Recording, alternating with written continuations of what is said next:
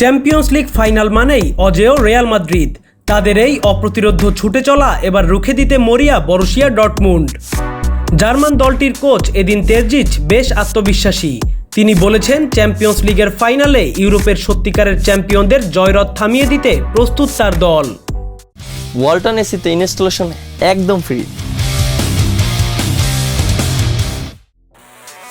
1992 সালে আগের European cup বদলে চ্যাম্পিয়ন্স লিগ হওয়ার পর থেকে 8 বার ফাইনাল খেলে প্রতিবারই শিরোপা উল্লাস করেছে রিয়াল।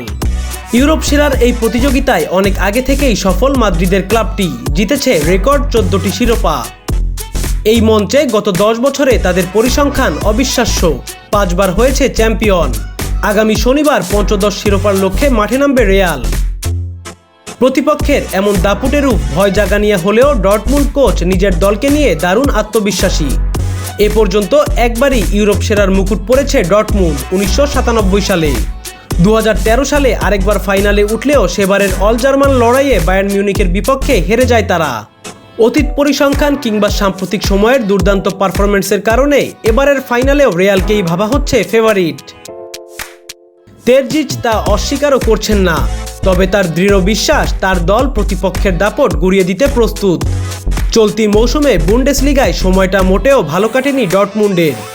কোনো মতে পঞ্চম হয়ে আগামী মৌসুমের চ্যাম্পিয়ন্স লিগে খেলা নিশ্চিত করেছে তারা। তবে এবারের চ্যাম্পিয়ন্স লিগে নকআউট পর্বে তাদের পারফরম্যান্স দারুণ আশা জাগানিয়া। কোয়ার্টার ফাইনালে আতলেতিকো মাদ্রিদ এবং সেমিফাইনালে 2 লেগেই পিএসজিকে হারায় দলটি।